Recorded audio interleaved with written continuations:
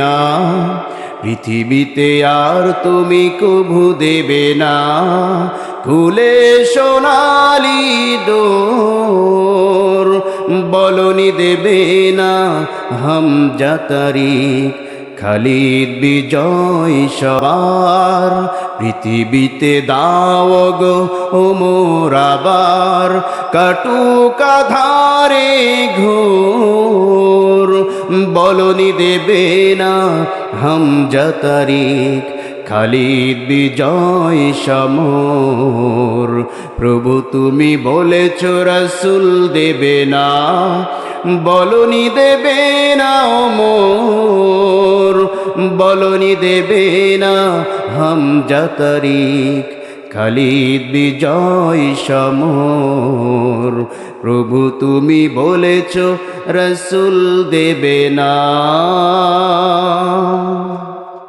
সম্মানিত হাজিরিন, আমরা এমন একটা সময় পার করছি, বাংলাদেশটা বর্তমানে একটা ক্রিটিক্যাল সময় পার হচ্ছে, ঠিক কি না? হঠাৎ করে একজন জুলাই যোদ্ধা যাকে বলা হয়, নাম কি বলেন তো? ওসমান হাদি। নাম কি? ওসমান হাদি নামক একজন যুবক, তাকে প্রকাশ্য দিবালোকে দুর্বৃত্তরা গুলি করে তাকে মৃত্যুর পথে ঠেলে দিয়েছে। সম্মানিত ভাইরা আমার, এই হামলা তো আপনার আমার উপরও হতে পারত, ঠিক কি না? কোনো ব্যক্তির নিরাপত্তা নাই, আমরা সকলে নিরাপত্তাহীনতায় ভুগছি। এটা আমরা নিজের হাতে কামাই করেছি, ঠিক কিনা জোরে বলেন? এই পৃথিবীতে যত বিপর্যয়, এই পৃথিবীর উপর যত আযাব, যত গজব, যত অন্যায়, সব কিছু মানুষ নিজেরা দুই হাতে কামাই করে। এটা আমাদের কর্মফল, আমরা এটা চেয়েছি, এই জন্য আল্লাহ এটা দিয়েছেন, ঠিক কিনা জোরে বলেন? আমরা দোয়া করি আল্লাহ ওসমান হাদিকে শেফায়ে কামেলা দান করুন, সকলে বলেন আমিন। এবং যারা দেশপ্রেমিক, দেশকে যারা ভালোবাসে, আল্লাহ তাদের সকলকে হেফাজত করুন, আমরা বলে আমিন। দেশকে যারা ভালো না বাসে, দেশকে নিয়ে যারা ষড়যন্ত্র করে, দেশকে নিয়ে যারা চক্রান্ত করে, আল্লাহ পাক রব্বুল আলামিন চক্রান্তকারীদেরকে সমূলে ধ্বংস করে দিন, বলেন আমিন। সম্মানিত ভাইরা আমার, একটা জাতি ধ্বংসের জন্য, একটা ফুল বাগান ধ্বংসের জন্য যেমন একটা উল্লু যথেষ্ট, ঠিক একটা জাতি ধ্বংসের জন্য একজন মুনাফিক মার্কা মানুষই যথেষ্ট, ঠিক কি নজরে বলেন? আমি হযরতে মূসা আলাইহিস সালামের কওম সম্পর্কে কিছু আলোচনা আপনাদেরকে শোনাইতে চাই। মূসা আলাইহিস সালামকে আল্লাহ পাক রব্বুল আলামিন শিশু অবস্থায় ফিরআউনের ঘরের মধ্যে লালন পালন করেছিলেন। কোন ফিরআউন? যেই ফিরআউন মূসাকেই মারতে চেয়েছিল, ঠিক কিনা? আমার ভাইয়েরা, একটু দিলের কান লাগিয়ে শুনতে হবে। আল্লাহ পাক রব্বুল আলামিন মূসা আলাইহিস সালামের মাধ্যমে এই পৃথিবীর বুকে দিন প্রতিষ্ঠিত করতে চেয়েছিলেন, আর ফিরআউন চেয়েছিল দিনকে ধ্বংস করে দেওয়ার জন্য, মূসাকে হত্যা করার জন্য। আল্লাহ সুবহানাহু ওয়া তাআলা তিনি বলেছেন, ওয়া মাকারু ওয়া মাকারাল্লাহ ওয়াল্লাহু খায়রুল মাকিরিন। আমি আল্লাহ পাক রব্বুল আলামিনের দ্বীনের বিরুদ্ধে যারা চক্রান্ত করে, তারা যাতে জেনে নেয় আমি আল্লাহ পাক রব্বুল আলামিন উত্তম পরিকল্পনা করে তাদের চক্রান্ত ধ্বংস করে দেই। কোন সুবহানাল্লাহ।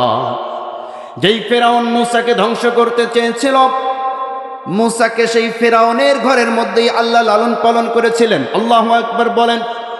মূসা আলাইহিস সালামকে 2 বছর বয়সে একবার ফিরআউন তাকে পরীক্ষা করে হত্যা করতে চেয়েছিল। আল্লাহ পাক রব্বুল আলামিন মূসা আলাইহিস সালামকে দুনিয়ার পরীক্ষায় উত্তীর্ণ করে দিয়া আমার স্বর্ণের বারের পরিবর্তে আগুনের টুকরা, আগুনের কয়লা নিয়ে মুখের গালের মধ্যে আল্লাহ পাক দিয়ে দিয়েছিলেন। মূসা আলাইহিস সালামকে যুবক বয়সে ফিরআউন হত্যা করতে চেয়েছিল। আল্লাহ পাক রব্বুল আলামিন ফিরআউনের কবল থেকে মাদিয়ানে পাঠিয়ে দিয়া মূসা আলাইহিস সালামকে আল্লাহ হেফাজত করেছিলেন। কোন সুবহানাল্লাহ। শুধু তাই নয়, যৌবন বয়সে মূসা আলাইহিস সালাম যখন ফিরআউনকে স্বয়ং আল্লাহর তরফ থেকে অর্ডার পাওয়ার পরে ফিরআউনকে যখন দিনের দাওয়াত দেওয়া শুরু করলেন, ফেরাউন এবার মনে মনে চিন্তা করলো, শুধু মূসাকে নয়, মূসার জাতি গোষ্ঠীর সকলকে আমি ধ্বংস করে দেব, হত্যা করে ফেলব। আল্লাহ পাক রব্বুল আলামিন ফেরাউনের কবল থেকে মূসার জাতি বনী ইসরাঈলদেরকে সাগর সমুদ্রের মধ্য দিয়া 12টি পথ, 12টি রাস্তা তৈরি করে দিয়া মূসা আলাইহিস সালামকে আল্লাহ হেফাজত করেছিলেন। আর ফেরাউনের দলবল সহকারে আল্লাহ পাক রব্বুল আলামিন সমুদ্রের মধ্যে নিমজ্জিত করে দিয়েছিলেন। বলেন আল্লাহু আকবার। আমার ভাইয়েরা, বনী ইসরাঈল জাতির উপরে আল্লাহ এত রহমত করেছিলেন, বনী ইসরাঈল জাতিকে আল্লাহ এত বেশি পরিমাণ তাদেরকে আল্লাহ হেফাজত করেছিলেন এমনভাবে যে বনী ইসরাঈলরা আল্লাহর পক্ষ থেকে নিয়ামত প্রাপ্ত হওয়ার পরে ফেরাউনের কবলে দীর্ঘদিন যাবৎ তারা নির্যাতিত থাকার পরে তারা নিজেরা আতঙ্কিত থাকত, ঘরের মধ্যে ঘুমাইতে পারত না, তারা নিজেদের বাসস্থানে থাকতে পারত না, পালিয়ে বেড়াতে হতো, আতঙ্কিত অবস্থায় থাকতে হতো। ফেরাউন তাদেরকে ধরে ধরে জেলখানার মধ্যে রাখতেন, কাউকে ধরে ফাঁসি দিতেন, কাউকে গোলাম বানিয়ে রাখতেন। এই গোলামের জিনজির থেকে আল্লাহ পাক রব্বুল আলামিন যখন এই বনী ইসরাঈল জাতিকে নাজাত দিয়ে দিলেন, ফেরাউনকে ধ্বংস করে দিলেন, এরপরে তারা যখন সমুদ্র পার হয়ে ওপারে চলে গেল, সঙ্গে সঙ্গে তারা আল্লাহর দেওয়া নিয়ামতগুলাকে ভুলে গেল। বলি নাউজুবিল্লাহ। খুব ভালো করে বুঝবেন, আল্লাহ তাদেরকে যে নিয়ামত দিয়েছিলেন, স্বাধীনতার নিয়ামত, এই স্বাধীনতার নিয়ামত পাওয়ার পরে তারা আল্লাহকেই ভুলে গেল, আল্লাহর হুকুম পালন করতে অস্বীকার করল। আল্লাহ পাক রব্বুল আলামিন মূসা আলাইহিস সালামকে বললেন, তোমার জাতিকে আমি ফেরাউনের কবল থেকে রক্ষা করে দিয়েছি, তুমি তোমার জাতি নিয়ে এই পবিত্র উপত্যকার মধ্যে প্রবেশ করো। এই কথা মূসা আলাইহিস সালাম যখন তার জাতিকে বলল যে তোমরা পবিত্র উপত্যকার মধ্যে প্রবেশ করো এবং সিজদানত অবস্থায় মাথাটা ঝুঁকে প্রবেশ করো, এই কথা শুনে তারা মূসার এই কথাকে অস্বীকার করে, মূসার কথার বিরোধিতা করে তারা ওই পবিত্র উপত্যকার মধ্যে প্রবেশ না করে তিহ নামক স্থানের মধ্যে প্রবেশ করলো। বলি নাউজুবিল্লাহ। তিহ নামক স্থানের মধ্যে প্রবেশ করল। আল্লাহ পাক রব্বুল আলামিন নারাজ হয়ে গেলেন। নারাজ হয়ে যাওয়ার পরে তারা যখন এই তিহ নামক উপত্যকার মধ্যে প্রবেশ করলো, আল্লাহ পাক তাদের উপরে শাস্তি আরোপ করলেন যে তারা ওই তিহের যে উপত্যকা, এই উপত্যকার বাইরে আর বের হতে পারলো না। 40 বছর পর্যন্ত তারা ঘুরতে থাকলো। 40 বছর পর্যন্ত ঘুরে ঘুরে দেখে একই জায়গায় এসে আবার জড়ো হয়। সুবহানাল্লাহ পড়েন। মনে করেন যে এই মাথা দিয়ে ঢুকেছে, এই প্যান্ডেলের ডাইন সাইড দিয়ে ঢুকেছে বাইরে যাওয়ার রাস্তা খোঁজার জন্য। সারাদিন ঘুরতে ঘুরতে ঘুরতে সন্ধ্যার সময় এসে দেখে যেইখান থেকে শুরু করেছে ওইখানে দাঁড়িয়ে আছে। দিক হারা হয়ে গিয়েছে, দিক বিদিক ছোটাছুটি শুরু করে দিয়েছে। এটা হলো কিভাবে? আল্লাহ বলছেন, আমি তোদের উপরে নারাজ হয়ে গিয়েছি, তোরা আমার হুকুম শুনোস নেই। আমি তোদেরকে স্বাধীনতা দান করলাম, ফেরাউনের কবল থেকে তোদেরকে আমি নাজাত দেয়া দিলাম, আর নাজাত পাওয়ার সঙ্গে সঙ্গে তোরা আমার অস্বীকার করা শুরু করে দিলি, আমার কথা অমান্য করা শুরু করে দিলি। 40 বছর আল্লাহ পাক রব্বুল আলামিন তাদেরকে তিহ উপত্যকার মধ্যে শাস্তি দিলেন। আমার ভাইয়েরা, আমার বন্ধুগণ, খুব ভালো করে বুঝবেন, আল্লাহ পাকের এই শাস্তির মধ্যে তাদেরকে রাখার পরেও তাদের জন্য আল্লাহ পাক রব্বুল আলামিন নিয়ামত দান করেছিলেন, যাতে করে তারা না খেয়ে মারা না যায়। মান্না ওয়াস সালওয়া নামক খাদ্য আসমান থেকে এসে তাদেরকে খাবার দিত। কোন সুবহানাল্লাহ। আল্লাহ পাক সে কথা স্মরণ করিয়ে দিচ্ছেন। এটা শুধু তাদেরকে স্মরণ করার নেই, আমাদেরকেও স্মরণ করাচ্ছেন। শোনো, বনী ইসরাঈলরা যেমনি ভাবে আল্লাহর নিয়ামত পাওয়ার পর আল্লাহ পাক রব্বুল আলামিনকে ভুলে গিয়েছিল, ভুলে যাওয়ার পরে তাদের উপরে যে শাস্তি এসেছিল, তোমাদেরকেও আমি যেই নিয়ামত দান করব, এই নিয়ামত পাওয়ার পরেও তোমরাও যদি আমার নিয়ামতকে অস্বীকার করো, আমার নিয়ামতকে ভুলে যাও, আমি আল্লাহ পাক রব্বুল আলামিন বনী ইসরাঈলদেরকে যেমনি ভাবে ধ্বংস করেছিলাম, তোমাদের উপরে কিন্তু একইভাবে ধ্বংস নেমে আসবে। বলে নাউজুবিল্লাহ। আল্লাহ পাক বলছেন, إسرائيل قد أنجيناكم من عدوكم وواعدناكم جانب الطور الأيمن ونزلنا عليكم المن والسلوى جرب الله أكبر يا بني إسرائيل بني إسرائيل সম্প্রদায় তোমরা শুনে রাখো قد أنجيناكم من عدوكم আমি যখন তোমাদের শত্রু ফেরাউনের কবল থেকে তোমাদেরকে নাজাত দিয়ে দিলাম নাজাত দেওয়ার পরে আমি তোমাদের কাছ থেকে ওয়াদা নিলাম ওয়াদাটা হচ্ছে আমি আল্লাহর হুকুম পালন করবে আমি আল্লাহর সাথে কাউকে শিরিক করবে না কি ওয়াদা একমাত্র আল্লাহর ইবাদত করতে হবে যিনি সৃষ্টি করেছেন তার হুকুম পালন করতে হবে যিনি সৃষ্টি করেছেন তার হুকুম সমাজে কায়েম করতে হবে আলা লাহুল খালকু ওয়াল আমরু নিশ্চয়ই সৃষ্টি করেছেন যিনি জমিনে আইন চলবে তার সুতরাং এই জমিন আমি আল্লাহ ছাড়া অন্য কারো আইন তোমরা বাস্তবায়ন করতে পারবে না এটা যদি করো অবশ্যই তোমরা ক্ষতিগ্রস্তদের অন্তর্ভুক্ত হবে জালিমদের অন্তর্ভুক্ত হবে আর এটা যদি তোমরা বাস্তবায়ন করতে পারো আমি আল্লাহ পাক রব্বুল আলামিন তোমাদেরকে জান্নাতের সুসংবাদ দিয়ে দিলাম কোন সুবহানাল্লাহ আল্লাহ তাদেরকে মনে করিয়ে দিচ্ছেন শোনো ওয়া'আদনাকুম তোমাদের কাছ থেকে আমি যে প্রতিশ্রুতি নিয়েছিলাম আর আমি আল্লাহ তোমাদেরকে যে প্রতিশ্রুতি দিয়েছিলাম এই প্রতিশ্রুতি তোমরা যাতে ভঙ্গ করবে না তোমরা যাতে প্রতিশ্রুতি ভঙ্গ না করে প্রতিশ্রুতি পালন করবে আর জানিবাত তুরিল আইমান তোমাদেরকে উপত্যকা থেকে আমি আবারও নাজাত দিয়ে দিলাম নাজাত দেওয়ার পরে তোমাদেরকে আমি বললাম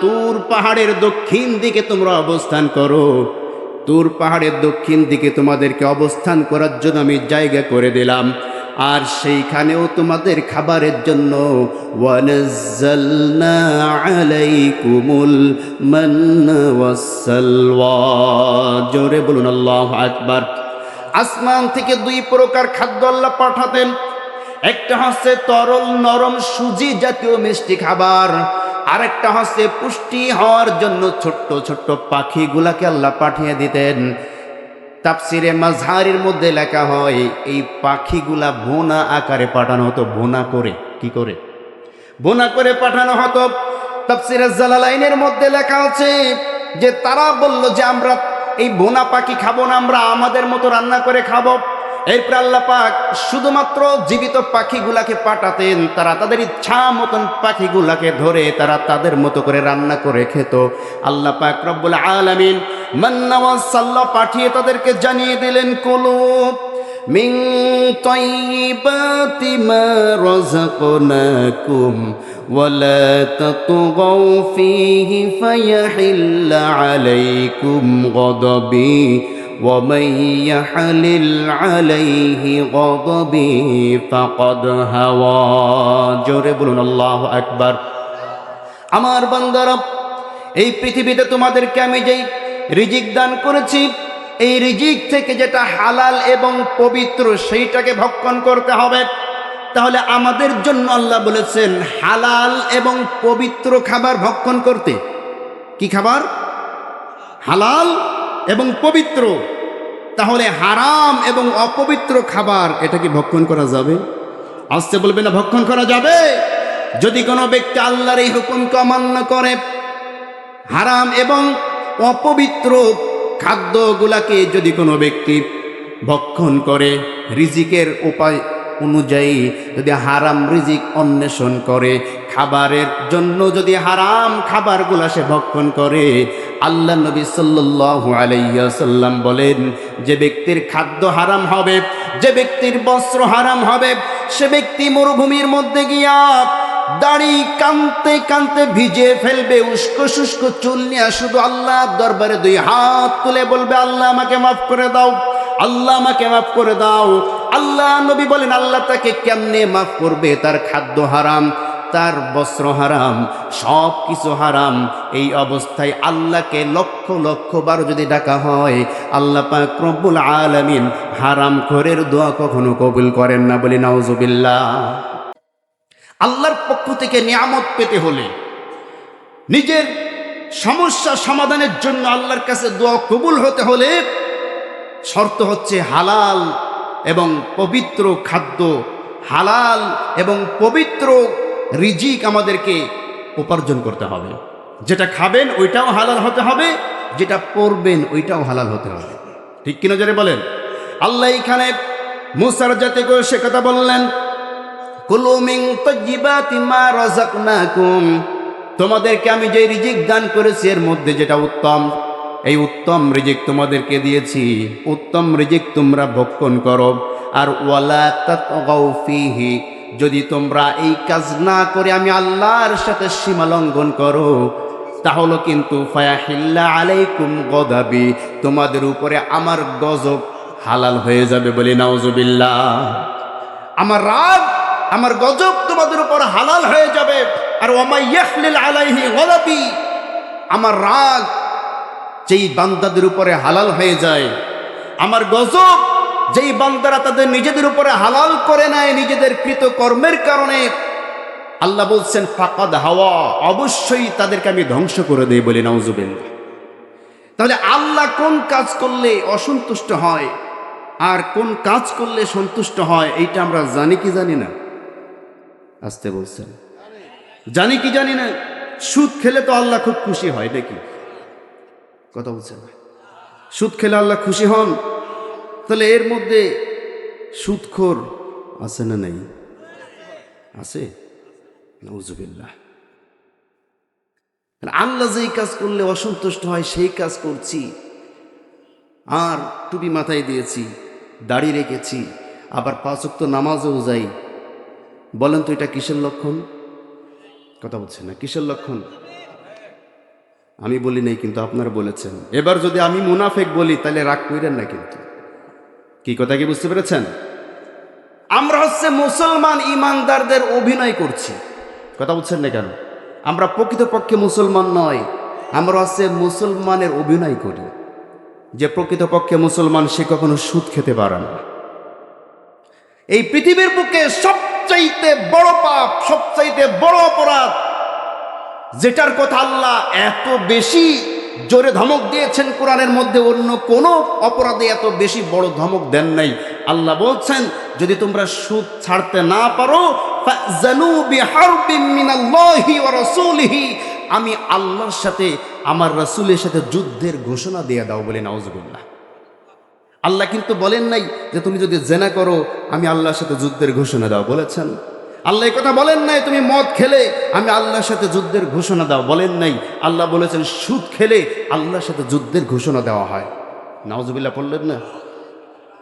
আর এই সুদের সবচাইতে নিম্ন শ্রেণীর যেই অপরাধ, সবচাইতে নিম্ন শ্রেণীর যে গুনাহ, সুদের 72-73 পর্যন্ত অপরাধ সুদের, তার মধ্যে সবচাইতে নিম্ন শ্রেণীর যেটা, সেটা হচ্ছে নিজের কি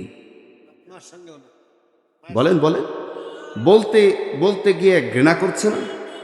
কথা বলছে না? বলতে গিয়া লজ্জা লাগছে না? খারাপ লাগছে কিনা? ঘৃণা ঘৃণা ভাব হচ্ছে কিনা? তাহলে যেটা মুখ থেকে উচ্চারণ করতেই এত খারাপ লাগে, ওইটা খান কেমনি? কথা বলছে না কেন? আপনি আপনার মুখ থেকে থুতু নিক্ষেপ করলেন, এই থুতু পাক না না পাক? সবাই কথা বলেন, থুতু না পাক? থুতু পাক না না পাক? এটা না নাপাক না, কিন্তু পাক জিনিস থুতু। এখানে একজন থুতু ফেললো, আপনারা এটা বলে চাইটে খান, খাবেন? কেন খাবেন না? ওটা দেখতে কি লাগে? ঘৃণা লাগে। কি লাগে? তা থুতু তো নাপাক নয়, পাক জিনিস, কিন্তু দেখতে একটু খারাপ লাগে, ঘৃণা লাগে, এই জন্য কেউ থুতু চেটে খায় না। যেই জিনিস মুখে নিতেও ঘৃণা লাগে, পায়খানার চাইতেও যে জিনিসটা নিকৃষ্ট, এই জিনিসটা আপনি খান কেমনে? ওই সময় ঘৃণা লাগে না, নাকি ওই সময় মজা লাগে? কথা বলছেন না কেন? এই জন্য যারা মাকে ভালোবাসেন, যারা মাকে মা বলে পরিচয় দিতে চান, আল্লাহর কসম করে বলছি তারা কখনো সুদের সাথে জড়িত হতে পারে না। ঠিক কিনা যারা বলেন?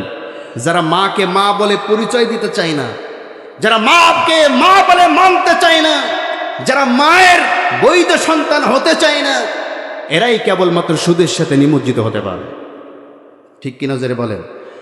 আমার ভাইয়েরা, রাগ করলেন আপনারা? খারাপ লেগেছে? খারাপ লাগুক, রাগ করেন, আমার কিছু করার নাই। আমার বাজানের কথা কই নাই, আল্লাহর কথা কইছি।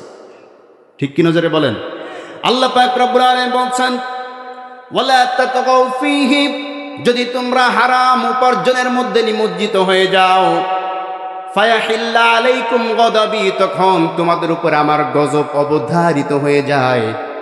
আর ওয়া মাইয়াহলিল আলাইহি গদাবি, যেই জাতির উপর আমি আল্লাহর পক্ষ থেকে গজব অবধারিত হয়ে যায়, ফাকাদ হাওয়া, অবশ্যই ওই জাতিকে আমি আল্লাহ ধ্বংস করে দেই। বলি নাউজুবিল্লাহ।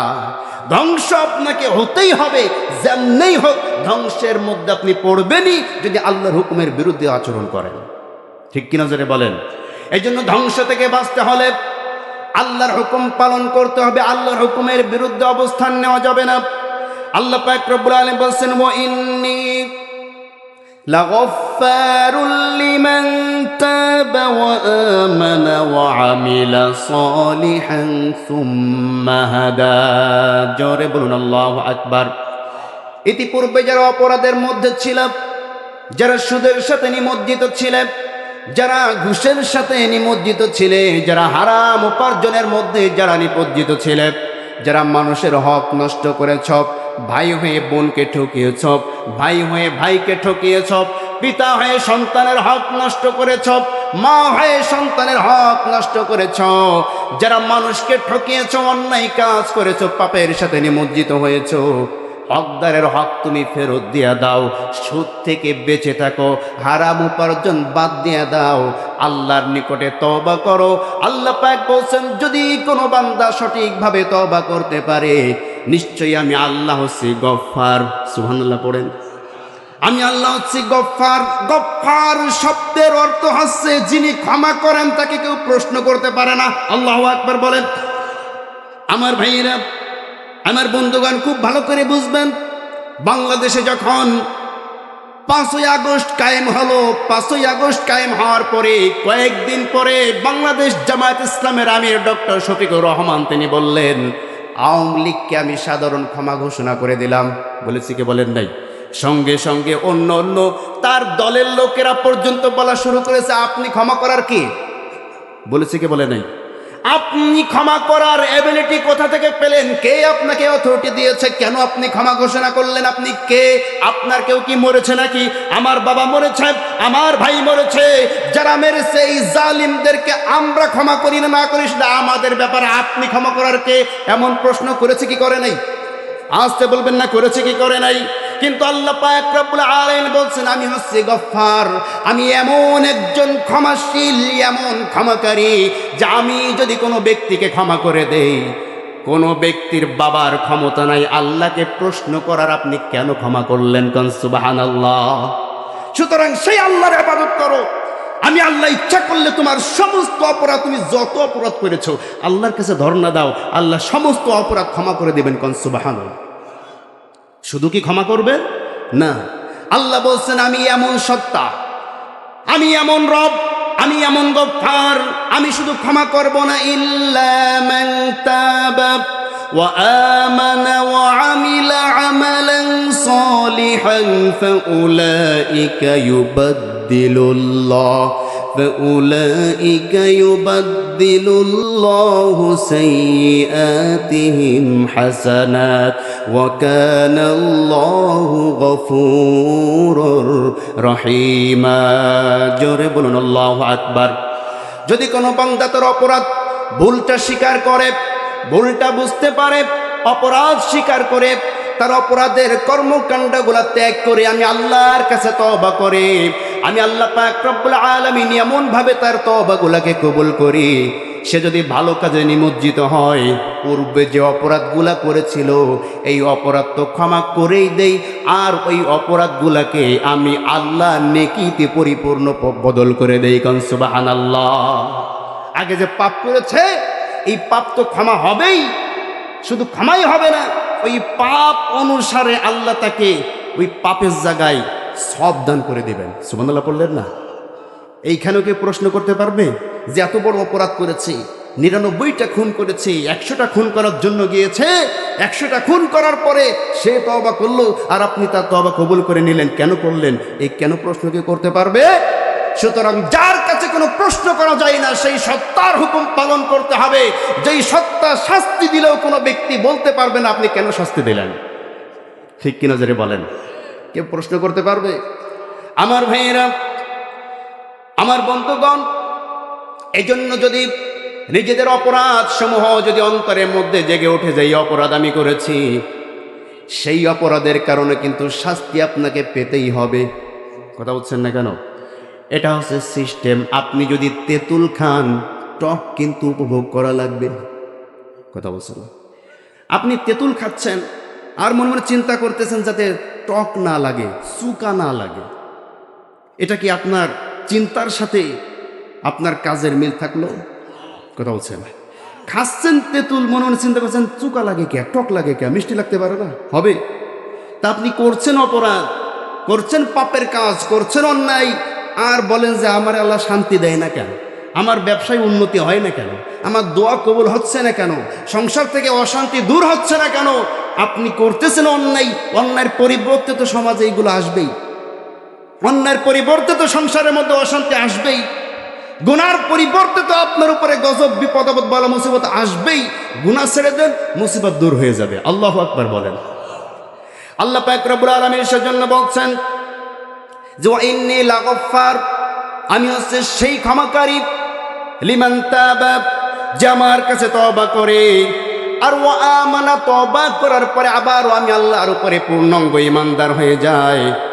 এরপরে ওয়া আমিলা সলিহা, পাপের কাজ আর করে না, ভালো কাজ করা শুরু করে। আল্লাহ বলছেন সুম্মা হাদা, আমি অতঃপর সেই ব্যক্তিকে সঠিক রাস্তায় পরিচালনা করার জন্য তৌফিক দান করি। কোন সুবহানাল্লাহ। যে ব্যক্তি আমার কাছে তওবা করবে, আমার উপর পূর্ণাঙ্গ ঈমান আনবে, ভালো কাজ শুরু করবে, খারাপ কাজ বাদ দিয়ে দিবে, আমি তাকে হেদায়েতের সঠিক রাস্তা দান করে দেই। কোন সুবহানাল্লাহ।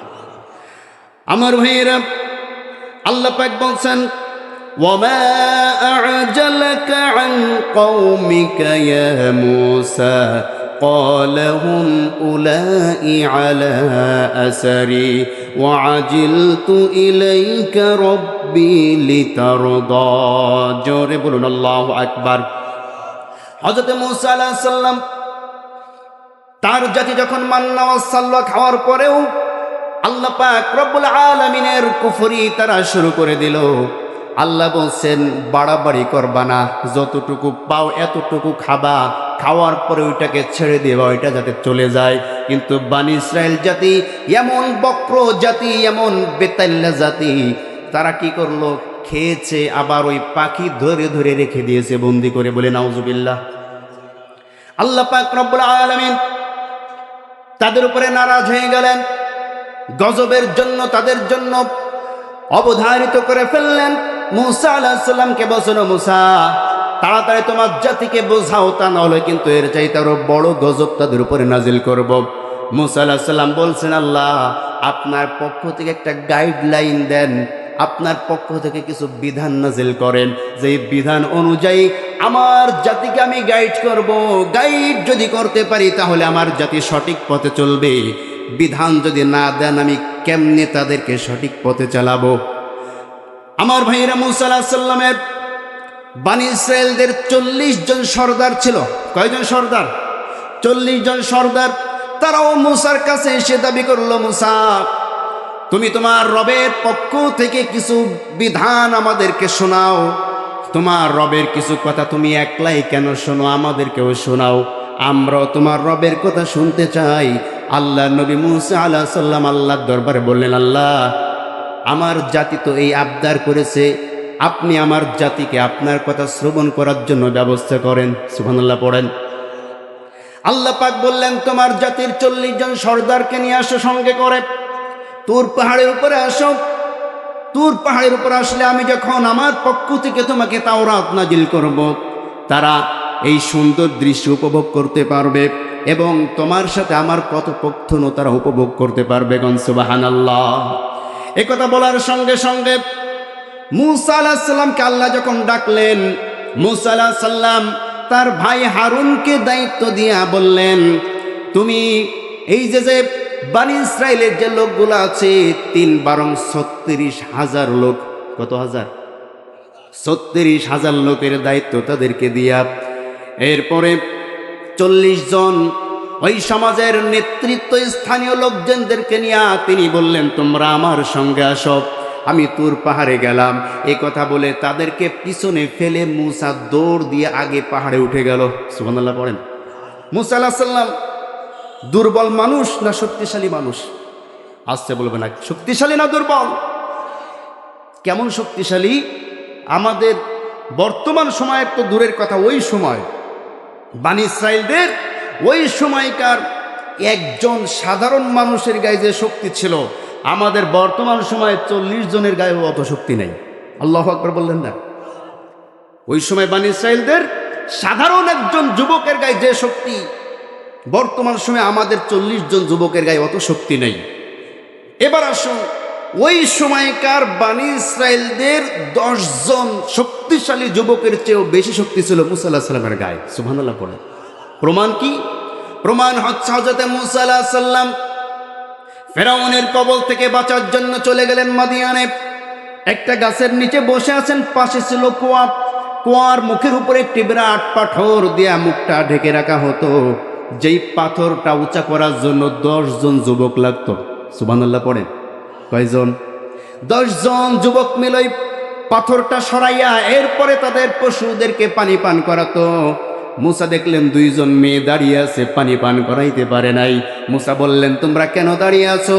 তারা বলল, আমরা নবীর কন্যা, আমাদের নবী শিখিয়েছেন, আমাদের পিতা আমাদেরকে শিখিয়েছেন, পুরুষ আর মহিলা কখনো একাকার হয়ে চলতে পারে না, পুরুষের সাথে মহিলারা কোনো কাজ একসাথে করতে পারে না, এজন্য আমরা আলাদা হয়ে দাঁড়িয়ে আছি, পুরুষদের সাথে যাই নাই।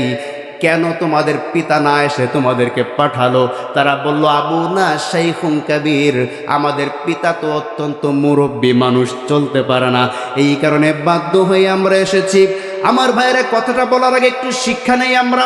সেটি হচ্ছে, পুরুষ আর মহিলা ফ্রি মিক্সিংয়ে যে চলাফেরা, এটা আল্লাহ পাক রব্বুল আলামিন নিষেধ করেছেন। ঠিক কিনা জোরে বলেন? পুরুষ আর মহিলা একাকার হয়ে যেখানেই চলা হবে সেইখানে ফিতনা শুরু হয়ে যায়। আর যদি কোনো মহিলা বাধ্য হয়, বাড়িতে যদি যুবক মানুষ না থাকে, স্বামী না থাকে, পিতা না থাকে, ভাই না থাকে, সন্তান না থাকে, প্রয়োজনের খাতিরে কোনো মহিলা যদি বাইরে যায়, তাহলে সে তার আত্মসম্ভ্রম রক্ষা করে উত্তম পোশাক পরিধান করে সেই মহিলা বাইরে যেতে পারবে। কোন সুবহানাল্লাহ। আমার ভাইরা, মুসা আলাইহিস সালাম এই কথা শ্রবণ করার পরে ওই যে 10 জন মিলে একটা পাথর উঁচা করতে হয়, মুসা একাই ওই পাথর উঁচা করে ফেললেন। আল্লাহু আকবার বলেন।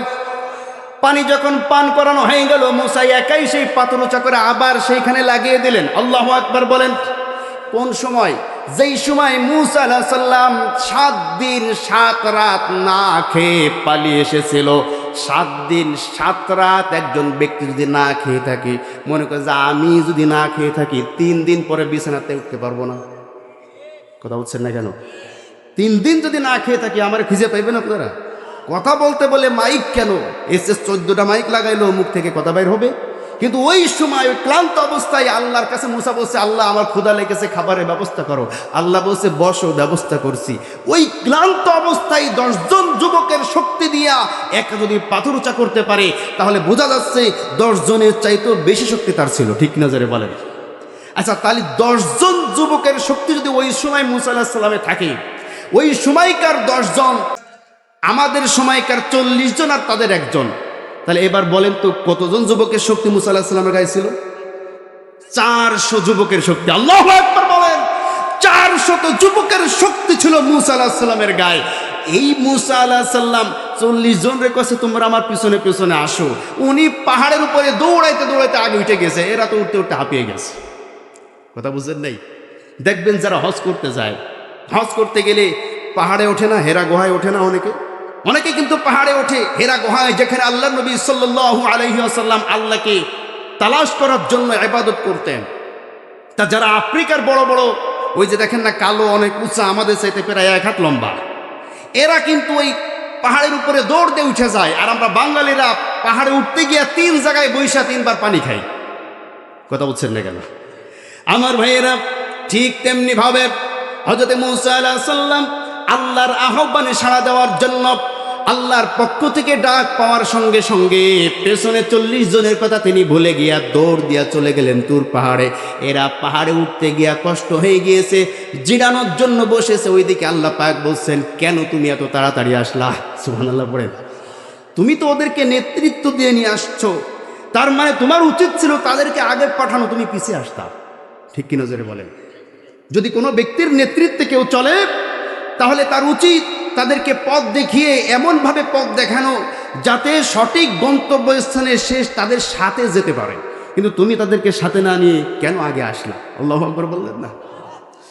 আমার ভাইয়েরা, মূসা আগে চলে যাওয়ার কারণে আল্লাহ পাক রব্বুল আলামিন বলেন, ওয়ামা আ'জালাকা আন কওমিকা ইয়া মূসা। ও মূসা, তুমি তাদেরকে সঙ্গে কেন না এনে আগে আগে কেন আসলা? মূসা আলাইহিস সালাম জবাব দিচ্ছেন, ক্বালা হুম উলাই আলা আসরি ওয়া আজিলতু ইলাইকা রাব্বি লিতারদা। জোরে বলুন আল্লাহু আকবার। রব্বুল আলামিন হুম উলাই আলা আসরি, আমি তো দেখলাম যে ওরা আমার পিছনেই আছে। কই তাকিয়ে দেখো, তুমি তাকিয়ে দেখে একটাও নেই। কথা বুঝছেন না? আল্লাহ, ওরা তো পিছনে, কই দেখো তো, কই পিছনে, দেখে যে কেউ নাই।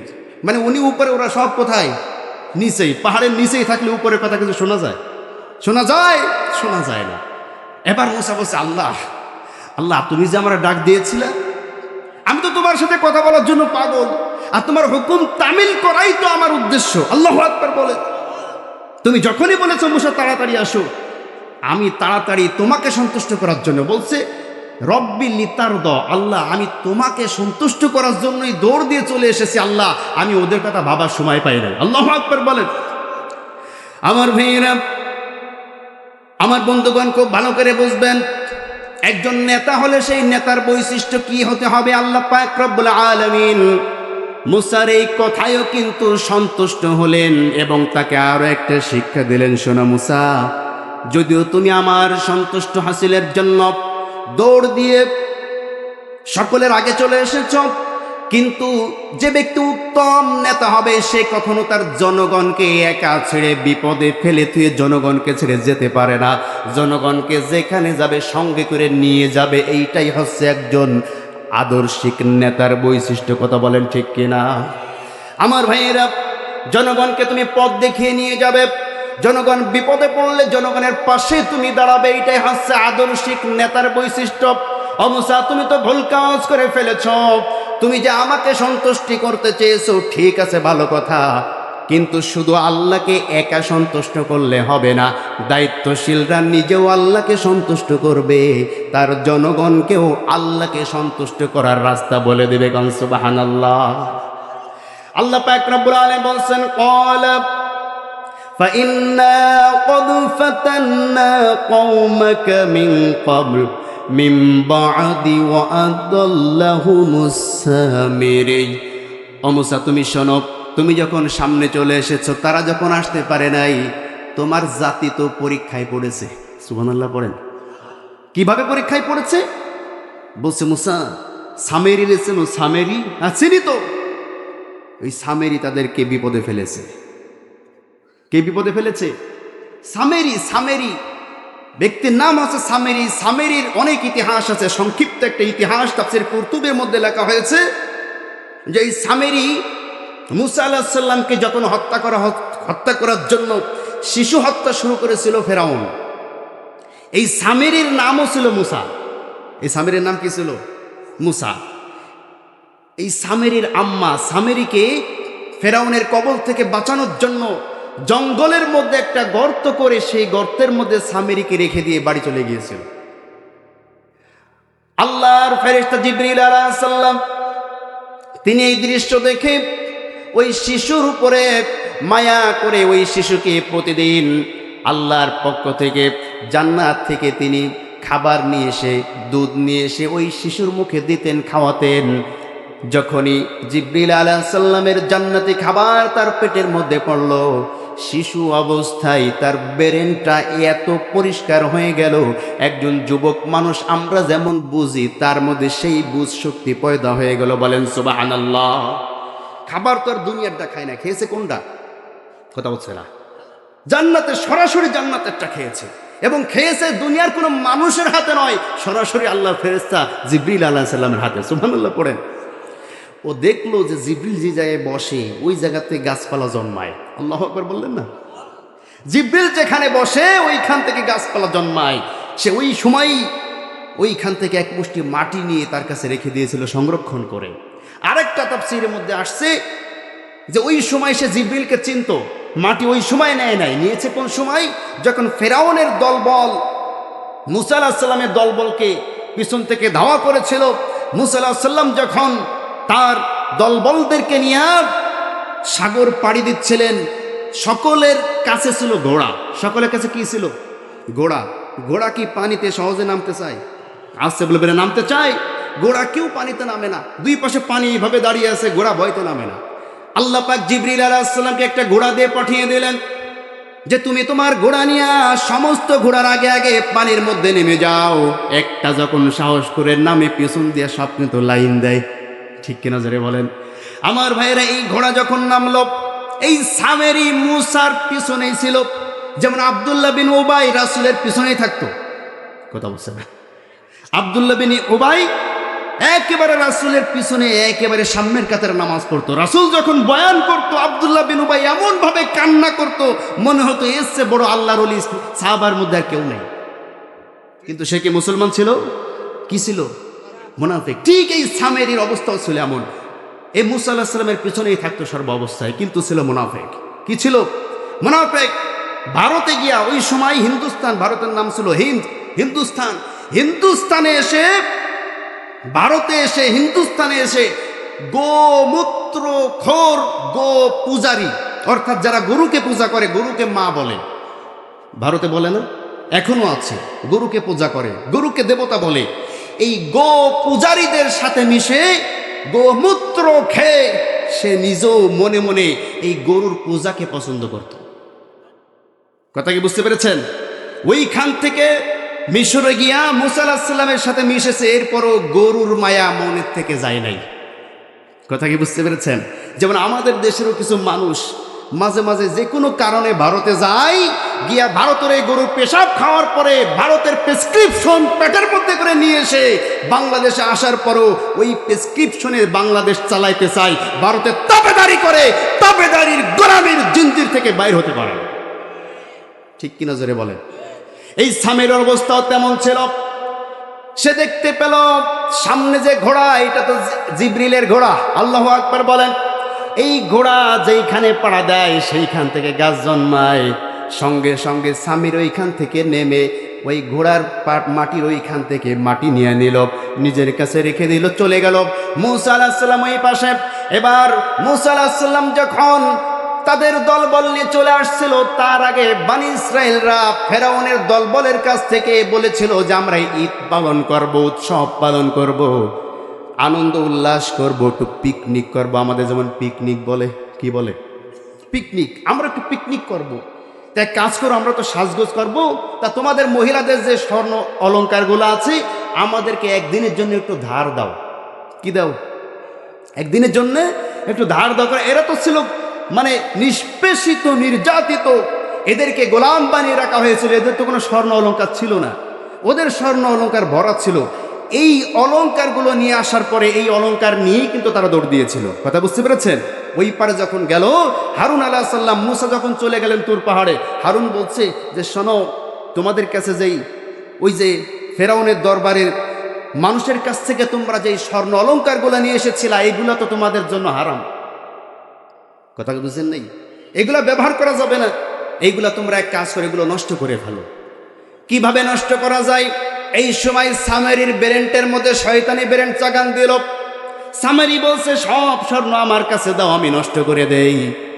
সামেরির কাছে সমস্ত স্বর্ণগুলো দেওয়া হলো। সামেরি এবার বললে একটা আগুন জ্বালাও।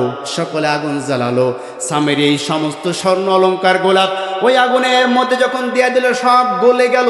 গলে যাওয়ার পরে এবার বলছে, ও হারুন, তুমি আল্লাহর কাছে দোয়া করো। কি দোয়া? যে আমি যেইটা চাই সেইটা যেন হয়। এই দোয়া করার সঙ্গে সঙ্গে আল্লাহর কাছে দোয়া করলেন, আল্লাহ সামেরি যা চাই তুমি তাকে সেইটা দিয়ে দাও।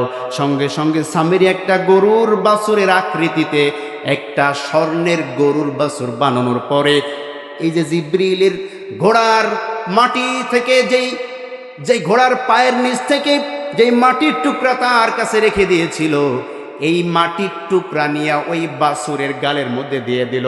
দেওয়ার সঙ্গে সঙ্গে ওই বাছুর জীবিত হয়ে হাম্বা হাম্বা করে ডাকা শুরু করে দিল। বলেন আল্লাহু আকবার। আমার ভাইয়েরা যখন এটা হাম্বা হাম্বা করা শুরু করলো, সামেরি তখন বলছে, ও বনী ইসরাইল সম্প্রদায়, তোমরা শোনো, আমাদের নবী মূসা রবকে তালাশ করার জন্য তুর পাহাড়ে গিয়েছে। মূসা তো ভুল পথে গিয়েছে, নাউজুবিল্লাহ পড়েন।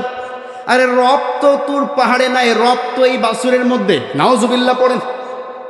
কি করে বুঝলাই যে দেখো স্বর্ণের কোনো জিনিস কি কথা বলতে পারে না?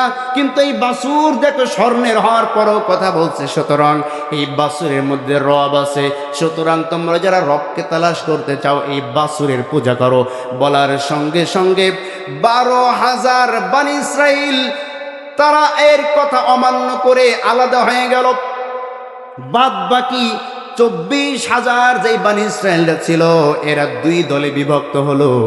একদল সামেরির কথা মেনে নিয়ে পূজা করা শুরু করলো, আর একদল বলল মূসা না আসা পর্যন্ত আমরা হারুনের দলেও যাব না, সামেরির দলেও যাব না। কথা বুঝতে পারেন? নেই, মূসা না আসা পর্যন্ত আমরা হারুনের দলেও নাই, সামেরির দলেও নাই। আল্লাহ পাক সে কথা বলছেন, ও মূসা, সামেরি তোমার জাতিকে পথভ্রষ্ট করেছে, তাদেরকে গোবৎস পূজা করার জন্য উদ্বুদ্ধ করেছে। আল্লাহ পাক রব্বুল আলামিন বলছেন, ক্বালা ফাইন্না ক্বাদ ফাতান্না কওমাকা মিন বা'দিক ওয়া আযাল্লাহুমুস সামিরি ফারাজা'a মূসা ইলা কওমিহি গাদবানা আসিফা। জোরে বলুন আল্লাহু আকবার। ও মূসা, তোমার জাতিকে সামেরি পথভ্রষ্ট করেছে, আমি এইখানে পরীক্ষা শুরু করেছি। আল্লাহু আকবার বলেন। কি পরীক্ষা? যে তারা কি নবীর কথা শোনে নাকি সামান্য সামেরির কথা শুনে পূজা করা শুরু করে, এইখানে আমি পরীক্ষা নিলাম। আর পথভ্রষ্ট করেছে সামেরি, আমি দেখব কারা পথভ্রষ্ট হয় আর কারা আল্লাহর হুকুম পালন করার জন্য গোবৎস পূজা না করে। আমাদেরকেও আল্লাহ মাঝে মাঝে এই সামেরি মার্কা কিছু লোক এই দুনিয়ায় পাঠাইয়া তাদের মাধ্যমে কুকীর্তি করে তাদের দিকে আহ্বান জানানোর জন্য কিছু কিছু প্রোটেকশন আমাদের মাধ্যমেও আসে। আসার পরে আল্লাহ বলে, আমিও দেখবো মুসলমানেরা কি ইসলামের দলে থাকে নাকি সামেরি মার্কা লোকের দলে থাকে। কথা বলছেন না কেন? আল্লাহ কিন্তু আপনাকে আমাকে এখন পরীক্ষা নেবেন। পরীক্ষার সময় সামনে আসছে। যারা আল্লাহর পক্ষে থাকবে, আল্লাহর কোরআনের পক্ষে থাকবে, তারা মূসার অন্তর্ভুক্ত হতে পারবে। আর যারা আল্লাহর কোরআনের বিপক্ষে গিয়া সামেরি মার্কা লোক, যারা ভারতের প্রোটেকশন নিয়া সামেরির মতো গোবৎস পূজার অন্তরের মধ্যে ভালোবাসা নিয়ে গোমূত্র খেয়ে যারা বাংলাদেশকে গোলামির জিঞ্জিরের মধ্যে আবদ্ধ করতে চায়, এই সামেরি মার্কা লোকের দলে থাকবে, এদের অবস্থা সামেরির মতোই হবে। কথা কি বুঝতে পেরেছেন আমার ভাইয়েরা? আল্লাহ পাক বলছেন, ফারাজা মূসা ইলা কওমিহি গাদবানা আসিফা। মূসা আলাইহিস সালাম রাগান্বিত অবস্থায় তার জনপদের কাছে ফিরে আসলেন, তার জাতির কাছে ফিরে আসলেন রাগান্বিত অবস্থায়। কি অবস্থায়? রাগান্বিত অবস্থায় আসার পরে বলছেন, ইয়া কওমি আলাম ইয়াইদকুম রাব্বুকুম ওয়া'দান হাসানা। ও আমার জাতি, আল্লাহ কি তোমাদের সাথে উত্তম ওয়াদা করে নাই? আল্লাহ কি বলে নাই এই পৃথিবীতে একমাত্র গোলামি করতে হবে আল্লাহর? আল্লাহ কি তোমাদেরকে বলে নাই যদি একমাত্র আল্লাহর গোলামি করো তাহলে তোমার জন্য জান্নাত? আল্লাহ কি বলে নাই যদি আল্লাহকে বাদ দেও, অন্য কারোর কাছে মাথা নত করো তাহলে তোমার জন্য জাহান্নাম? এই কথা কি তোমাকে আল্লাহ বলে নেই? আল্লাহ ইয়াইদুকুম রাব্বুকুম ওয়া'দান হাসানা। মূসা আলাইহিস সালাম রাগান্বিত অবস্থায় আসলেন। এরপরে বলছেন, আফাতালা আলাইকুমুল আহদু আম আরাদতুম আন ইয়াহিল্লা আলাইকুম গাদাবুম মির রাব্বিকুম ফাআখলাফতুম মাওঈদি। জোরে বলুন আল্লাহু আকবার। আফাতালা আলাইকুমুল আহাদু, তোমরা যেহেতু আল্লাহর ওয়াদাকে ভঙ্গ করেছ, আল্লাহর সাথে কৃত ওয়াদা তোমরা রক্ষা করতে পারো নাই, আইয়াহিল্লা আলাইকুম গদাবুম মির রাব্বিকুম, তোমার রবের পক্ষ থেকে তোমাদের উপরে গজব নাজিল হবে। কি গজব নাজিল হলো? আল্লাহ পাক রব্বুল আলামিন বলেন ফাকতুলু আনফুসাকুম, যেই 36,000-36,000-এর মধ্যে কিছু বেশি লোককে আল্লাহ অ্যাডজাস্ট করে 40,000-এর কথা বলেছেন। যেই 40,000 মানুষ আল্লাহকে বাদ দিয়া গোবৎস পূজা করেছে, আর যারা নীরব থেকেছে, এই দলেও যায় নাই ওই দলেও যায় নাই, দুইটাকেই অ্যাডজাস্ট করেছে। আমাদের মধ্যে কিছু মানুষ আছে দেখবেন, এরা আলেমদের দলেও যায় না, জালেমদের দলেও যায় না, মাঝখানে গোল আলু। কথা বলছে না কেন? বলে আমি বাপু কোনো দলের মধ্যে নেই। আমি আছে না নাই? আপনাকে দল একটা করতেই হবে, হয় আপনি ভালো দলে যান, না হয় মন্দ দলে। গোল আলু থাকার কোনো সিস্টেম ইসলামের মধ্যে নেই। কথা বলছেন না কেন আমার ভাইয়েরা? আল্লাহ বলছেন যারা গোল আলু ছিল আর যারা মূর্তি পূজা করেছে, দুইটাকে অ্যাডজাস্ট করে 40,000-কে বলছেন ফাকতুলু আনফুসাকুম, একে অপরের সাথে যুদ্ধ করো। কি শাস্তি? কথা বলছে না, কি শাস্তি? একে অপরের সাথে যুদ্ধ করো সামনাসামনি, এইটাই তোমাদের শাস্তি। যে বাঁচবে সে বেঁচে থাকবে, আর যে মরবে সে মারা যাবে। এই শাস্তি যখন দেওয়া হলো, আল্লাহ পাক রব্বুল আলামিন সূর্যকে আড়াল করে দিলেন। সুবহানাল্লাহ বললেন না? সূর্যকে আড়াল করে দেওয়া হলো দিনের মধ্যে।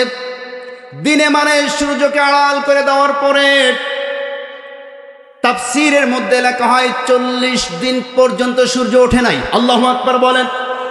40 দিন পর্যন্ত আল্লাহ পাক রব্বুল আলামিন সূর্যকে আড়াল করে দিয়া তাদের মধ্যে হদ জারি করে দিলেন, শাস্তি জারি করে দিলেন। তোমাদের শাস্তি হচ্ছে নিজেরা নিজেদেরকে হত্যা করবে।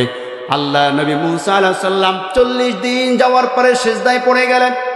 সিজদায় গিয়া বলছেন, ওগো রব্বুল আলামিন, একজন ব্যক্তির জন্য কেন তারা সকলে এইভাবে নিহত হবে? ওগো রব্বুল আলামিন, আপনি যদি তাদেরকে না বাঁচান, বনী ইসরাইল তো সবই মারা যাবে। রব্বুল আলামিন, আপনি তাদেরকে মাফ করে দেন, যারা মারা গিয়েছে তাদেরকে আপনি জীবন দান করেন। কোন সুবহানাল্লাহ। আল্লাহ পাক রব্বুল আলামিন মুসার দোয়া কবুল করলেন, সূর্য উদিত করে দিলেন, এবং যারা মৃত্যুবরণ করেছে আল্লাহর হুকুমে তারা সবাই আবার জীবিত হয়ে গেল। আল্লাহু আকবার বলেন। আল্লাহ পাক রব্বুল আলামিন বলছেন, যখন এই অবস্থা হলো তখন মুসা আলাইহিস সালাম এবার ওই দৃশ্য দেখে তার ভাই হারুনকে চাপ দেওয়া শুরু করলো। আল্লাহ পাক রব্বুল আলামিন বলছেন, ক্বালু মা আখলাফনা মাউইদাকা বিমালকিনা ওয়ালাকিন্না হুমিলনা আওজারাম মিন জিনাতিল কওম ফাকাযাফনাহা ফাকাযালিকা আলকাস সামিরি فأخرج لهم عجلا جسدا له خوار قالوا هذا إلهكم وإله موسى জোরে বলুন আল্লাহু আকবার। মুসা আলাইহিস সালামের জাতি এবার উঠে বলছে, ও মুসা, আমরা তো ইচ্ছা করে আপনার হুকুম অমান্য করি নাই। মাউইদাকা বিমালকিনা, আমরা আমাদের সঙ্গে যেই স্বর্ণ অলংকারগুলো ছিল, আওজারাম মিন জিনাতিল কওম ফাকাযাফনাহা ফাকাযালিকা আলকাস সামিরি, সামিরি এই স্বর্ণ দিয়ে একটা বাছুর বানালো। ফাআখরাজা লাহুম ইজলান জাসাদান লাহু খুয়ার, এবং তার মুখের মধ্যে কি জানি একটা পুরে দিল। পুরে দেওয়ার সঙ্গে সঙ্গে সেই বাছুর কথা বলা শুরু করলো। ফাকাযালিকা, এরপরে ক্বালু, তখন ওই সামিরি আমাদেরকে বলল, হাযা ইলাহুকুম ওয়া ইলাহু মূসা, এই যে বাছুরটাকে দেখছো এটা তোমাদেরও রব, মূসারও রব। নাউজুবিল্লাহ পড়েন। ফানাসি, কিন্তু মূসা তো ভুলে গিয়েছে। সুতরাং আমরা তো সামিরির কথা শুনে আমরা এই অপরাধের মধ্যে নিমজ্জিত হলাম। আফালা ইয়ারাউনা আল্লা ইয়ারজিউ ইলাইহিম কাওলা ওয়ালা ইয়ামলিকু লাহুম দাররান ওয়ালা নাফআ। জোরে বলুন আল্লাহু আকবার। মূসা বলছে, বুঝলাম সামিরি তোদেরকে পথভ্রষ্ট করেছে, কিন্তু তোদের কি এতটুকু জ্ঞান বুদ্ধি নাই যে যেই বাছুরের পূজা তোরা করছিস সেই বাছুর তোদের কি উপকার করতে পারত? এই বাছুর না তোদের কোনো উপকার করতে পারতো, না তোদের কোনো ক্ষতি করতে পারতো, খালি হাম্বা হাম্বা ছাড়া তার কোনো কাজই নেই। কথা বলছেন না কেন? আমাদের সমাজেও কিছু মানুষ এমন আছে যারা মরা মানুষের কাছে গিয়া সন্তান চায়, যারা মরা মানুষের কাছে গিয়া চাকরি চায়, যারা অবুজ কচ্ছপের কাছে গিয়া চাকরি চায়, যারা অবুজ গজাল মাছের কাছে গিয়া ধর্ণা দেয়, যারা কুমিরের কাছে গিয়া ধর্ণা দেয়, আল্লাহ পাক তাদেরকে ওই একই কথা বলছেন যে এই কুমির কি তোমাদের কি কোনো উপকার করতে পারে?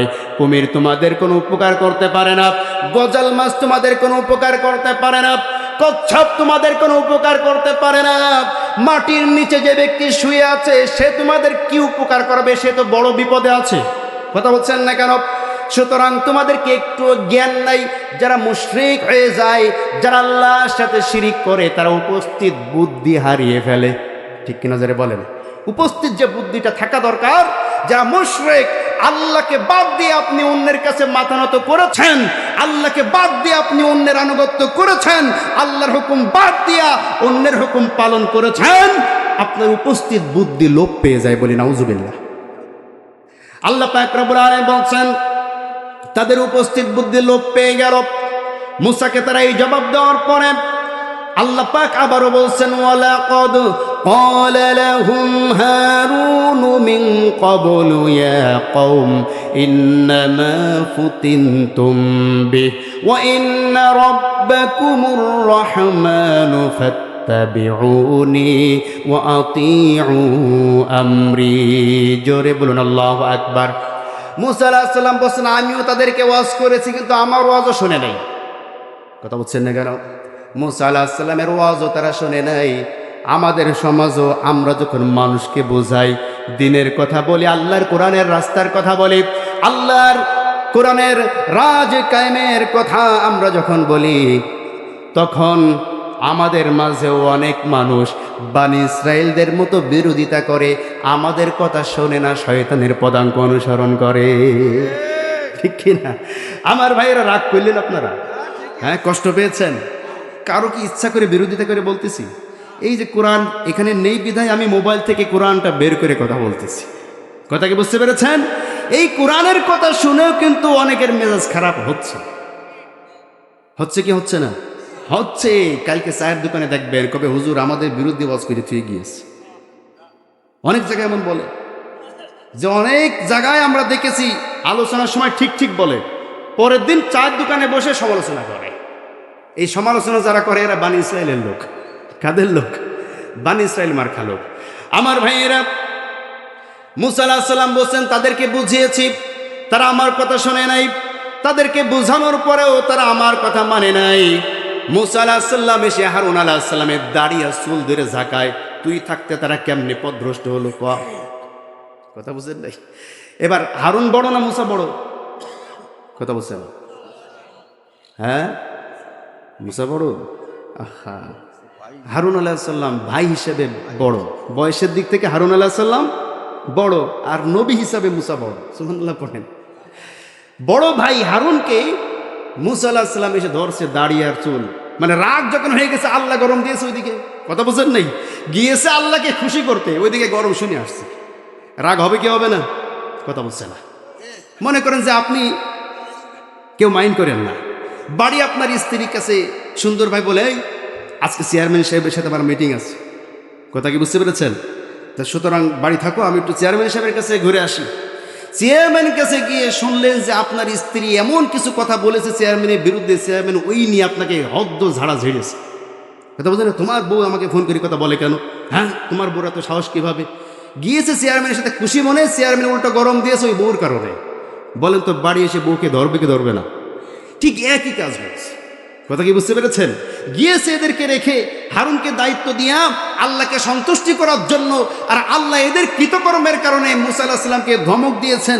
রাগান্বিত অবস্থায় এসে বলছে দাড়ি ধরেছে আর চুল ধরেছে, বড় ভাই কি ওটা দেখার দরকার নেই। কথা কি বুঝতে পেরেছেন? আমার ভাইয়েরা, এবার হারুন আলাইহিস সালাম মুসাকে দেখেন রাগান্বিত অবস্থায়। একজন যদি রাগ হয় আর একজন ঠান্ডা হইতে হয়, ঠিক কিনা? মুসা আলাইহিস সালামকে হারুন আলাইহিস সালাম বলছেন আমার কলিজার টুকরা মায়ের পেটের ভাই। সুবহানাল্লাহ পড়েন। বলছে, ও আমার মায়ের পেটের ভাই, আমি তো তোমার শত্রু নয়, আমি তো তোমার আপন ভাই। আমার দাড়ি ছেড়ে দাও, আমার চুল ছেড়ে দাও। আমি তো ইচ্ছা করে তাদেরকে পথভ্রষ্ট হইতে বলি নাই, আমি তাদেরকে বুঝিয়েছি, ওয়াজ করেছি, আমার ওয়াজ শুনে নাই। সুবহানাল্লাহ পড়েন। আমার ভাইয়েরা দেখেন সুন্দর ভাষা, কলা ইয়া ইবনা উম্মাহ, ও আমার মায়ের পেটের ভাই। সুবহানাল্লাহ পড়লেন না? মানুষের ব্যবহার এমন হতে হবে যে আপনার ব্যবহার দেখে মানুষ আপনার দিকে আকৃষ্ট হবে। সুবহানাল্লাহ পড়লেন না? আল্লাহর নবী জনাবে মুহাম্মদ রাসূলুল্লাহ সাল্লাল্লাহু আলাইহি ওয়াসাল্লামের ব্যবহার দেখে, আচরণ দেখেও হাজার হাজার কাফের মুসলমান হয়েছে। আর আমাদের ব্যবহার দেখলে মুসলমানরাই ভয় পায়। কথা বলছে, আমাদের মানে বাপ ভঙ্গি দেখে, আমাদের মেজাজ দেখে মুসলমান চিন্তা করে হুজুরের কাছে গেলে না ঘুষি মেরে দেয়, আসসালামু আলাইকুম হুজুর, ভালো থাকেন। কথা বলছেন না কেন? না, আচরণ সুন্দর হতে হবে, ব্যবহার উত্তম হতে হবে। অমায়িক ব্যবহার যে অর্জন করতে পারবে, গোটা পৃথিবী তার কাছে ঋণী হয়ে যাবে। ঠিক কিনা জোরে বলেন? আমার ভাইয়েরা, আমি শেষ করে দেব। এই যে বানি ইসরায়েলদের, তাদের তো শাস্তি হয়ে গেল, এবার মূল যে আসামি সামেরি, তার কি শাস্তি হলো? আল্লাহ পাক রব্বুল আলামিন বলছেন, এই সামেরিকে আমি শাস্তি দিলাম। কি শাস্তি? আল্লাহ বলছেন, ক্বালা ফাযহাবু ফাইন্না লাকা ফিল হায়াতি আন তাকুলা লা মিসাস ওয়া ইন্না লাকা মাওঈদান লান তুখলাফাহু ওয়ানজুর ইলা ইলাহাকাল্লাযী যালতু আলাইহি আকিফা লানুহাররিকান্নাহু সুম্মা লানানসিফান্নাহু ফিল ইয়াম্মি নাসফা। জোরে বলুন আল্লাহু আকবার। এই সামেরিকে আল্লাহ পাক রব্বুল আলামিন কি শাস্তি দিলেন? মুসা বলছেন, আল্লাহ ও যেমনি ভাবে আগুন জ্বালাইয়া গরুর বাছুর বানিয়েছে, ওই আগুনের মধ্যেই সামেরিরে আমি পুড়াইতে চাই। আল্লাহ বলছেন, আগুনে পুড়িয়ে শাস্তি কোনো মানুষকে দিতে পারে না। আল্লাহু আকবার বলেন। কোনো মানুষকে আগুনে পুড়িয়ে শাস্তি দিতে পারে না। সুতরাং আমি আল্লাহ বলছি, তাকে এক কাজ করি। কি কাজ? আমি আল্লাহর তরফ থেকে তাকে এমন একটা অসুস্থতা দান করে দিলাম, যেই অসুস্থতার অবস্থা ছিল এমন, তার গায়ে যদি কেউ টাচ করত, অথবা সে নিজে যদি অন্য কারো গায়ে টাচ করত, সামেরির গায়েও জ্বর হতো, যাকে টাচ করেছে তার গায়েও জ্বর হতো। কথা বুঝেন নাই? ও যদি কাউকে টাচ করতো, অথবা তাকে যদি কেউ টাচ করে, টাচ করার সঙ্গে সঙ্গে দুইজনের গায়ে জ্বর হতো। যত মানুষ টাচ করে তাদের যেই জ্বর হয়, এই ডবল জ্বর সামেরির গায়ে হয়। আর খালি চিল্লাইতেছে, দৌড়াইতেছে, আর কইতেছে, আনতা কুলা লা মিসাস, আনতা কুলা লা মিসাস, আমাকে কেউ ছুঁয়ো না গো, ছুঁয়ো না, কেউ আমার কাছে এসো না।